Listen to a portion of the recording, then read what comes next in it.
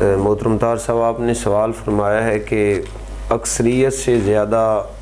جو ہمارے معاشرے میں جس چیز کو زیادہ زور دیا جاتا ہے وہ یہ ہے کہ مرد پر جو حقوق ہیں ان کو اجاگر کیا جا رہا ہے۔ آپ نے یہ سوال فرمایا ہے کہ بیوی جو ہے اس پر کیا حقوق ہے مرد کے حوالے سے۔ میں پہلی گزارش یہ عرض کروں گا کہ ہمارے پیارے نبی پاک صلی اللہ تعالیٰ علیہ وآلہ وسلم کا فرمان مقدس ہے۔ سرکار کریم علیہ السلام نے فرمایا اگر اللہ کے بعد کسی اور کو سجدہ کی اجازت ہوتی، یعنی اللہ کے علاوہ اگر کسی دوسرے کو سجدہ کیا جاتا،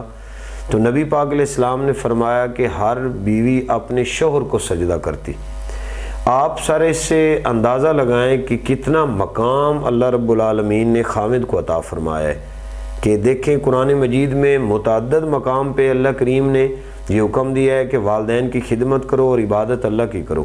کہ عبادت کتنا بڑا ایک عظیم اوبلیگیشن ہے، فریضہ ہے۔ لیکن نبی کریم علیہ السلام کا بولنا اللہ کا بولنا ہے، حضور علیہ السلام کا فرمانا اللہ کا فرمانا ہے۔ تو نبی پاک علیہ السلام نے یہ پوری دنیا کی عورتوں کو ایک سبق دیا ہے کہ اگر اللہ رب العالمین کے علاوہ کسی کو سجدہ کی اجازت ہوتی تو ہر جو بیوی ہے وہ اپنے خاوند کو سجدہ کرتی۔ اور دوسری گزارش یہ ہے کہ سرکار کا فرمان ہے کہ جس طرح ہم لوگوں کے لیے حکم ہے کہ ماں کے پاؤں کے نیچے جنت ہے، والدین کی خدمت ہم کریں ہمیں جنت ملے گی، اسی طریقے سے اگر ہر بیوی یعنی جس طرح ازدواجی زندگی میں رشتوں میں باندھ دیا جاتا ہے نا مرد اور عورت کو، وہ جو عورت ہوتی ہے وہ اگر اپنے خاوند کی صحیح طریقے سے عزت کرے، دیکھ بھال کرے، خدمت کرے تو اس کے لیے اس کی خدمت میں جنت ہے، ایک ہی ہے۔ اور تیسری گزارش یہ ہے کہ آج اکثر یہ سر ہوتا ہے کہ خاوند کما کے لائے اور اسی میں سے بچوں کو بھی پالا جاتا ہے، اور بالکل ہے ہی ایسا، اور بیوی بھی اس سے پلتی ہے اور گھر کے دیگر اخراجات۔ لیکن جو بڑی اس وقت عصر حاضر میں کوتاہی ہو رہی ہے وہ یہ ہے کہ کما کے خاوند لاتا ہے، لیکن گھروں میں جو بیویاں ہوتی ہیں وہ خاوند کے کمائی میں سے یعنی جو کما کے لاتا ہے گھر میں اس میں سے وہ بن پوچھے بغیر اجازت کے کسی کو جو مرضی دے دیں، اپنے مہکوں کو دے دیں، اپنے رشتہ داروں کو قربا کو دے دیجئے۔ اس کے بارے میں نبی کریم علیہ السلام نے فرمایا کہ وہ گناہ کی مرتکب ہے، اس پر اللہ رسول ناراض ہے اس بات میں۔ اگر اس نے 1 روپیہ بھی کسی کو دینا ہے تو وہ اپنے خاوند کی اجازت سے دے، اگر یعنی اپنے گھر کے ذاتی جو اخراجات ہیں نا اس میں بھی اگر وہ زیادہ ضیاع کرتی ہے تو وہ اپنے خاوند کے مشورے سے کرے۔ تو ان عورت پر جو بنیادی حقوق ہیں وہ یہ ہے کہ وہ اپنے خاوند کی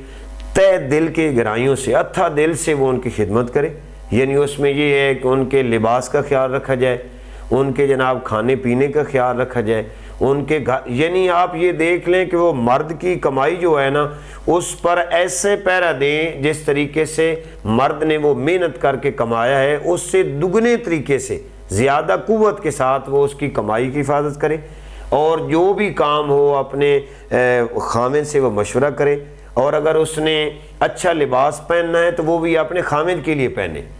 اگر اس نے بننا سنورنا ہے تو وہ غیروں کے لیے نہ بنے۔ نبی کریم علیہ السلام کی حدیث پاک ہے کہ بعض عورتیں جو خوشبو لگا کے یہ زینت یعنی سج دج کے بازاروں میں جاتی ہیں یا باہر، وہ زنا کرتی ہیں اور وہ گناہ ہے اور وہ حرام ہے۔ عورت کا شادی کے بعد بننا سنورنا سجنا یہ فقط اس کا اپنے خاوند کے لیے ہونا چاہیے، اور خاوند کے لیے عورت یہ یاد رکھ لے اگر جس طرح ہمارے گھروں میں آج ناشکری ہے یعنی خاوند کے ساتھ بےہودہ طریقے سے بولا جاتا ہے، اس پر بھی میں ایک حدیث کوٹ کروا دوں آپ کو۔ ابن ماجہ شریف میں حدیث ہے، نبی کریم علیہ السلام نے فرمایا جب کوئی عورت اپنے خاوند کو لعن طعن کرتی ہے، بےہودہ بولتی ہے یا اس کا منہ نوچ لیتی ہے لفظوں کے ساتھ، تو جنت میں بیٹھی ہوئی حور پتہ کیا کہتی ہے؟ قاتل اکیلا، نہیں اللہ تجھے قتل کروائے، تو نے اس عظیم مرد کو ایسے کہا، تو نے ایسے کہا۔ اور وہ کہتی ہے کہ اس مرد کے لیے میری آنکھیں جو ہیں وہ فرش بچھا کے انتظار کر رہی ہیں کہ یہ مومن مرد کب جنت میں آئے گا۔ یعنی کوئی بھی عورت جب اپنے خاوند کے ساتھ بیہودہ بات کرتی ہے جنت میں بیٹھی ہوئی حور اسے لعن و طعن کر رہی ہوتی ہے۔